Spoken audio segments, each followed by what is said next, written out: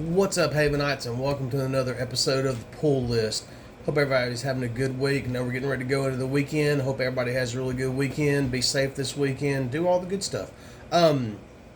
Before we get started on the Pull List, let me just go ahead and say, if you like this type of content, if you like daily shorts, if you like a weekly live stream, you've landed on the right video. Just hit the subscribe button. If you're feeling a little frisky, hit the like button. That does help out the videos.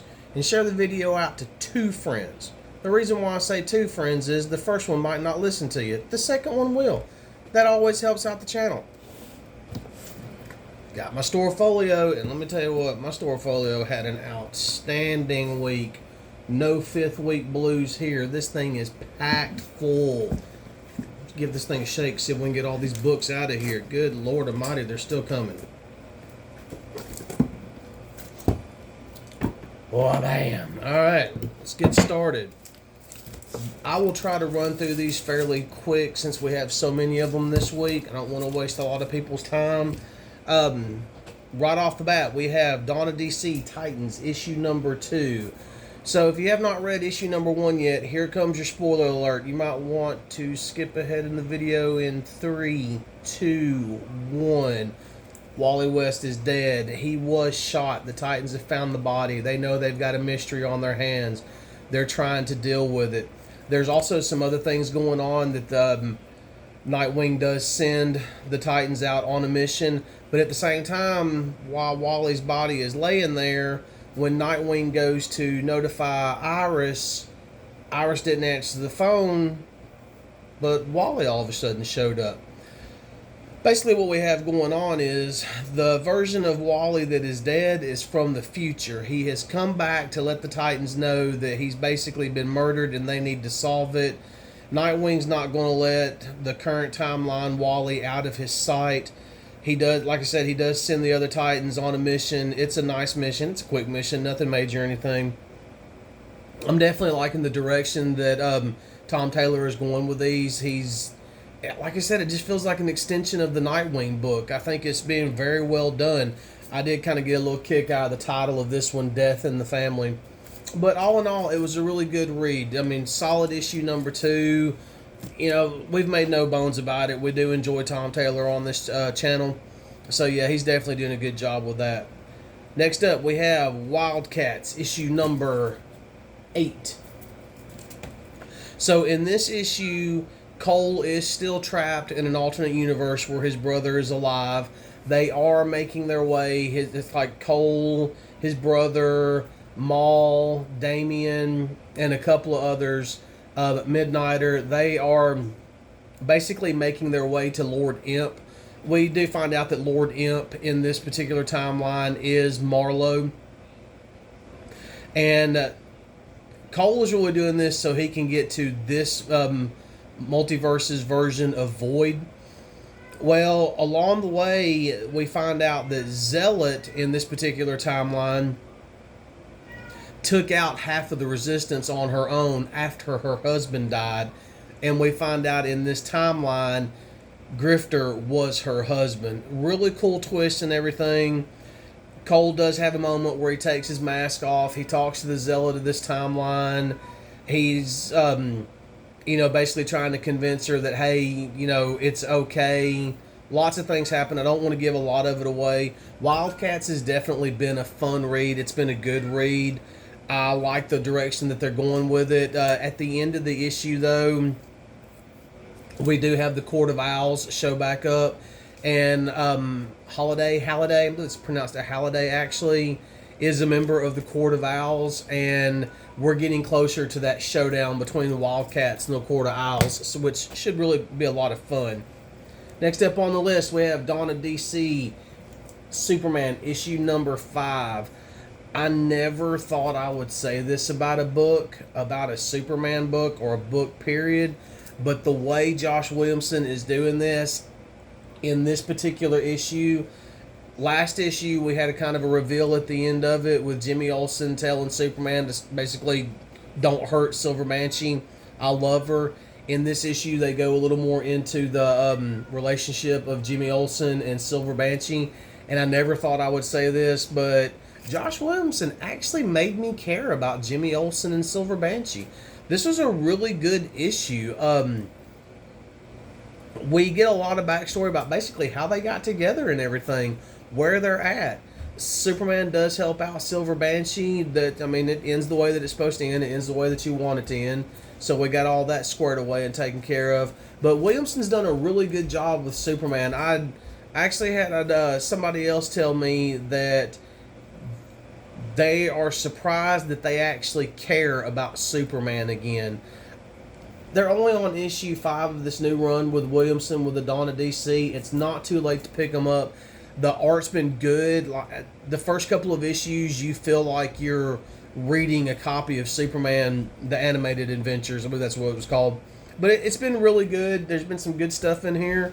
I believe we're probably around issue 6, maybe 7. We should get Marilyn Moonlight back. So we'll get more into that character and see how that goes. Next up on the list, we have King Spawn, issue number 23. So, it's kind of getting a little more difficult to explain, but Yoko is basically feeding off the power and everything. This is a really dark issue. Yoko was feeding off the power of all the brains that they have plugged into her. Sam, we get a little bit of a backstory on him about, abusive father and everything, but how he's not afraid. He's going to stand up for Spawn. He just knows that it's the right thing to do, and he's willing to sacrifice himself. It was another good read. King Spawn is kind of getting closer to the point where it's going to be really hard to explain because there's so much going on. I've said it before, Gunslinger is my favorite book out of the Spawn universe, and King Spawn is a strong second. Definitely the two best books. Like I said, they're on issue 23. Trades should be out. King Spawn is like Gunslinger in the aspect of it's a really quick read. I think y'all would really enjoy it if you check it out, especially if you like Spawn. And there's really nothing crossing over anywhere just yet that you kind of really need to be aware of. Next up on the list, we have Last of the Barbarians. What issue was this? I can't even remember. Was it like issue 5, 4, 5, something like that? But this is the final issue in this series.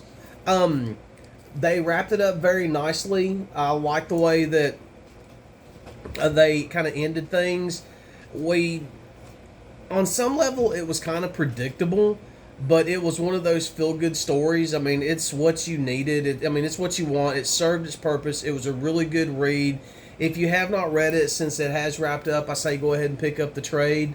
If you just like the individual issues like I do a lot of times, I believe all these are still cover price. I don't think they've gone up in value. I could be wrong on that. It's not really something I track a lot. But basically, Malcolm he's safe now. We knew that there was going to be a ritual, and we knew that the ritual was going to hurt him and would ultimately end up killing him. Shadow I believe he's back to normal. I think that's the wish that they make, is for Shadow to be normal again. The guilds are forgiven. Everybody goes on about their business. It was wrapped up in this issue, and it's exactly what you wanted it to be. It was a really good issue. That was Last of the Barbarians.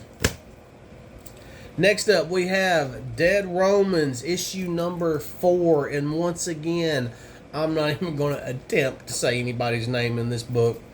But we have some really good stuff going on in this book. We're getting a little more backstory on Arminius's, the woman that he wants to be his queen. She's still fulfilling her mission. We find out that she actually was almost like an assassin hunter.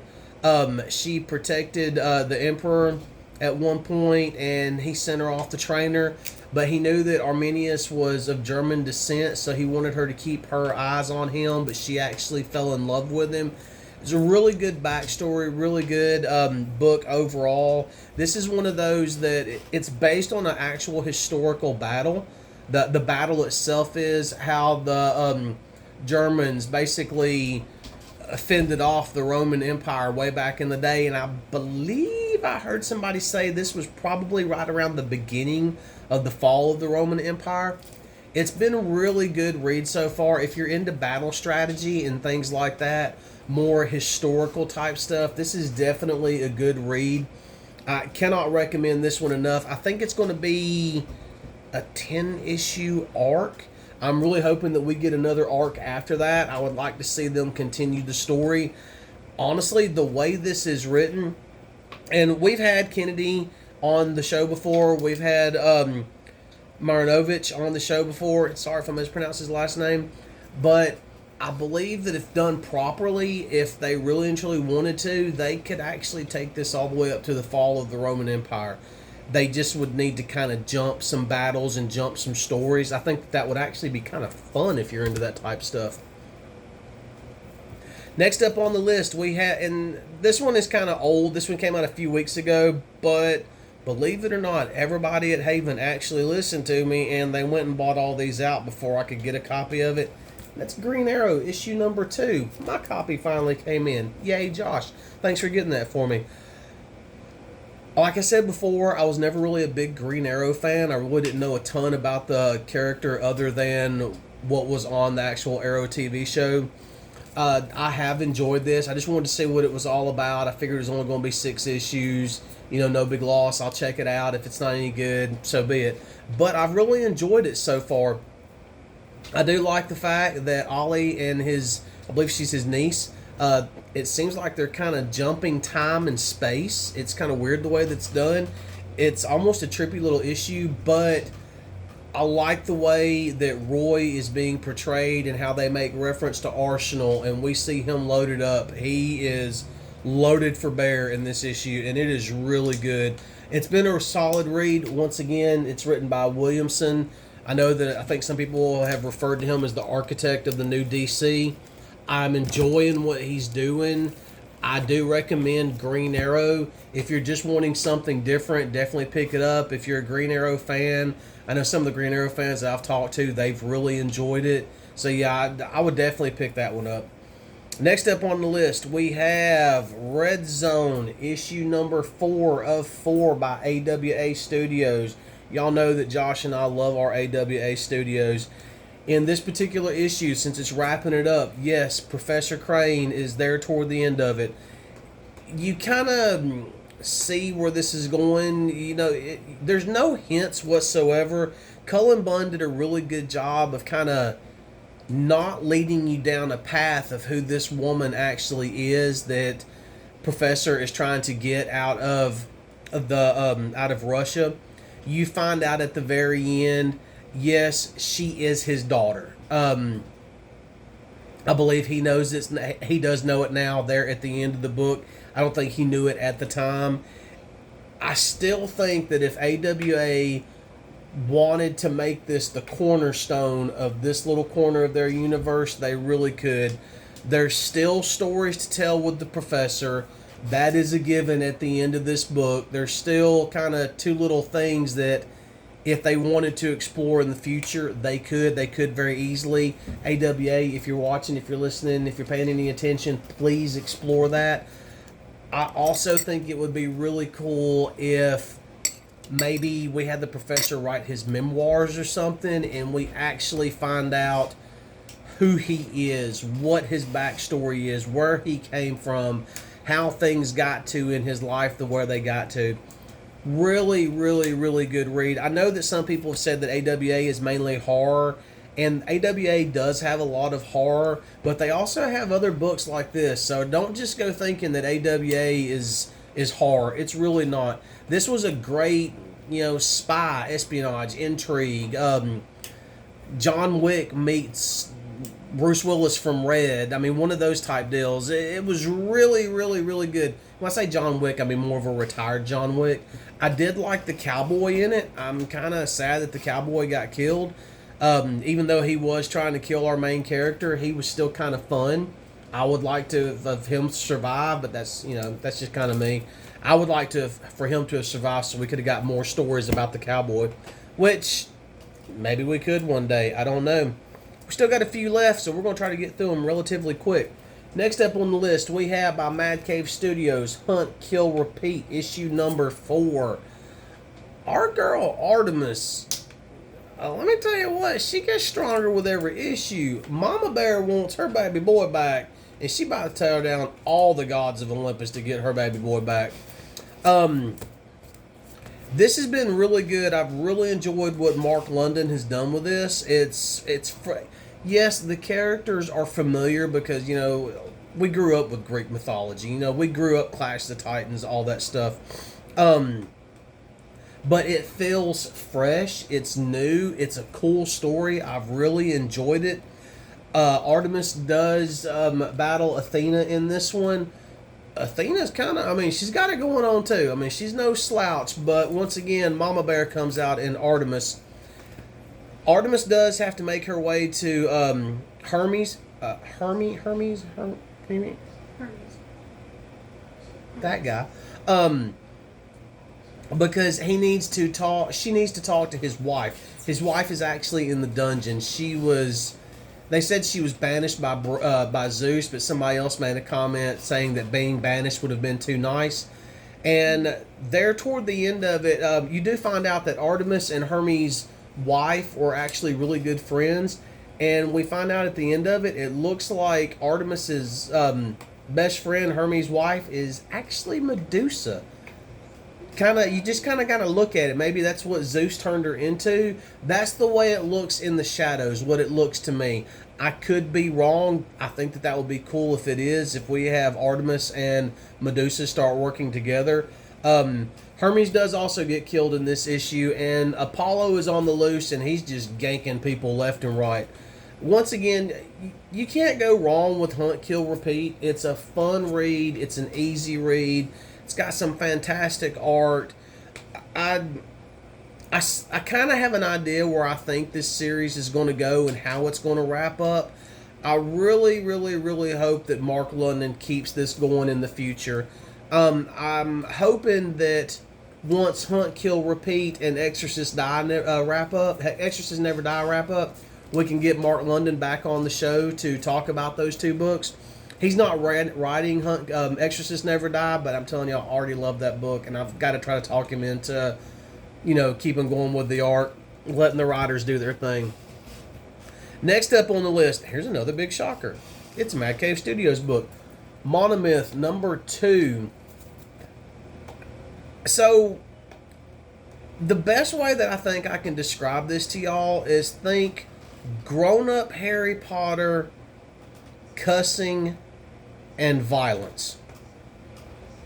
That's pretty much about it. Yes, our characters are kind of making their way through the castle. They're starting to realize that it's actually a school, but they kind of encountered this thing to where they are having to face their biggest fear, and their biggest fear is actually their worst memory. We do get more backstory on all of our characters now. We do have quite a few. A couple of the characters are dead. That's just my personal opinion. I could be wrong. I think that one of the things in here is homunculus. I know that sounds weird, but if you're reading it, you know who I'm talking about.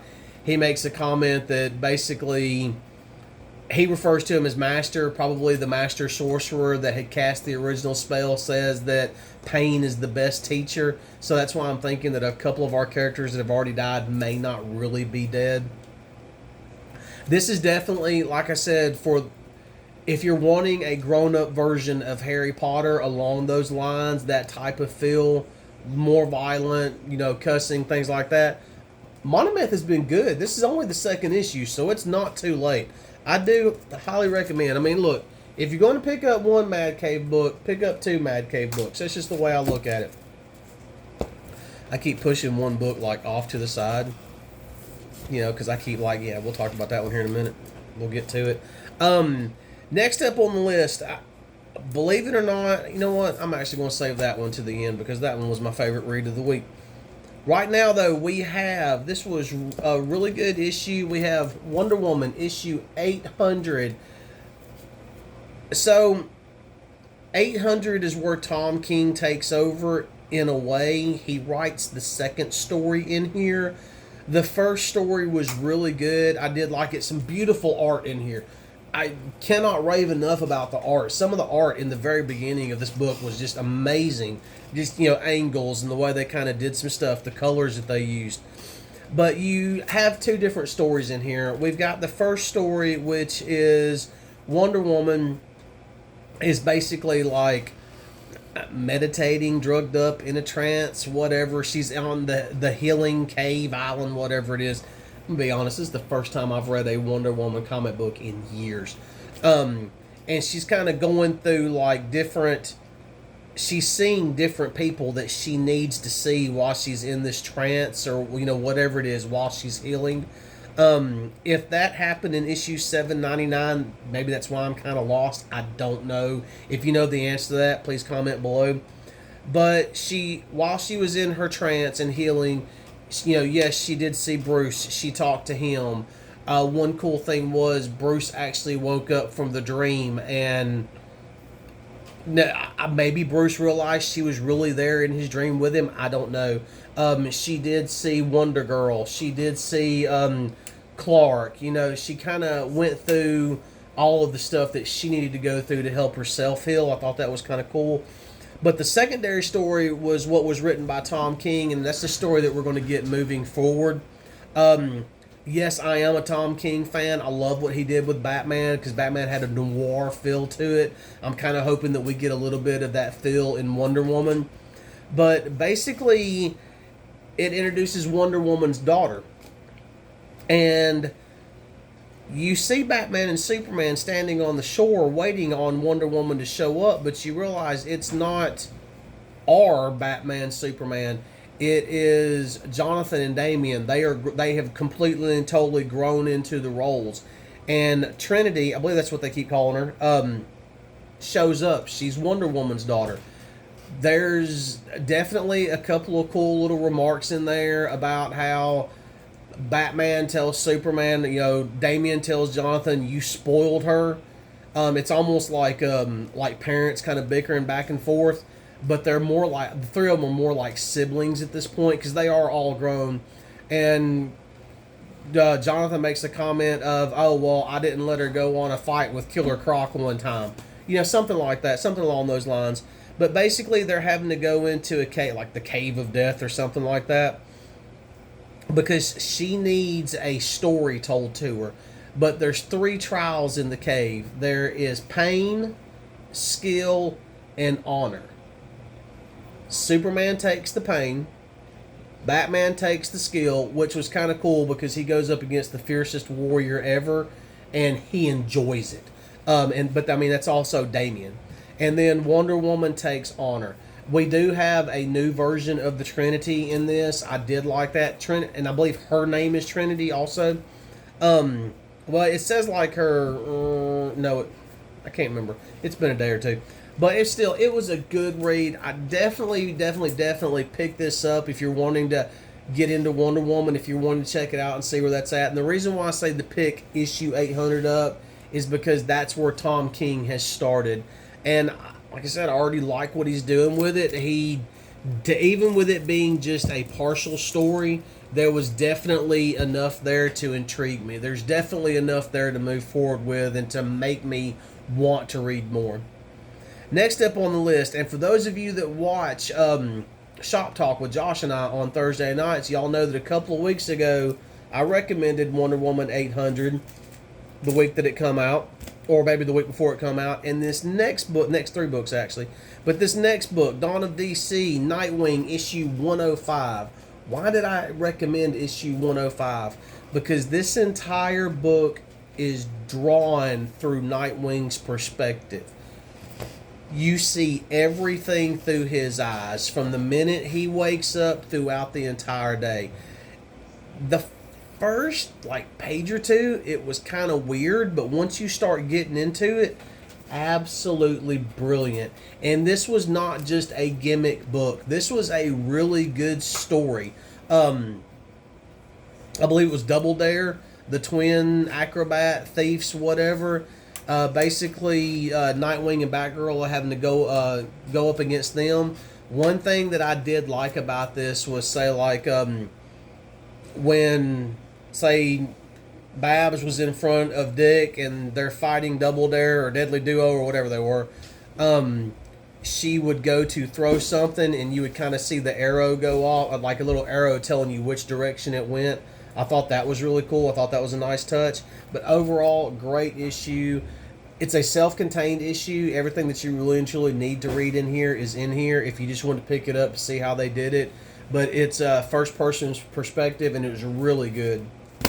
Last, certainly not least, definitely my favorite read of the week, we have Godzilla, Here There Be Dragons, issue number 1 by IDW Studios. This is the Tyler Kirkham cover. For anybody that's curious, absolutely fantastic art from beginning to end. Really good story. In this issue, we basically have a pirate that is facing the gallows, and he is willing to tell them a story that actually goes all the way back to Sir Francis Bacon, who was a real person who really and truly did work for the crown way back in the day, and of a treasure that Sir Francis Bacon, basically it goes back even further beyond that, but Sir Francis Bacon is going to track down the treasure for the Queen, and basically the sheriff guard, whatever he is, and the guard, whoever, they are wanting to know the story. And that's kind of where we go, is the pirate is telling the story. Absolutely fantastic art. This was a really good read. If you're wanting something different, I highly recommend Godzilla, Here There Be Dragons. I'm actually flipping this open because there was one page that I would absolutely love for some reason to have that as a poster. I don't know why. It's just absolutely beautiful art as far as I'm concerned. And as you can tell, very last page, Godzilla pops up. I mean, it's not really a spoiler. It's a Godzilla book. You know he's going to show up. But yeah, this was definitely my favorite read of the week. I was really looking forward to this one for some reason, and it did not disappoint. I think it's going to be 6 issues. So it's not like you really and truly, you'll be in this for the long haul. I think it was 6 issues. But it's a really good book, a fun book. It was different. Godzilla and pirates. What's not to like about that? So, Godzilla, pick it up. This one right here, Nightwing, 106. 105. Pick it up. Great read. If you're wanting, these are my 3 top picks of the week. If you're wanting to see how Tom King is going to do Wonder Woman, you've got to pick up issue 800. Also, the first appearance of Wonder Woman's daughter. And there we have it. That was a completely and totally full store folio. It was packed to the brim. I hope I didn't waste a lot of time. Thank you for spending a little bit of time with us and listening to an old nerd ramble about comic books and the things that we love. Please don't forget to like and subscribe and share out the video, and we will see y'all next week.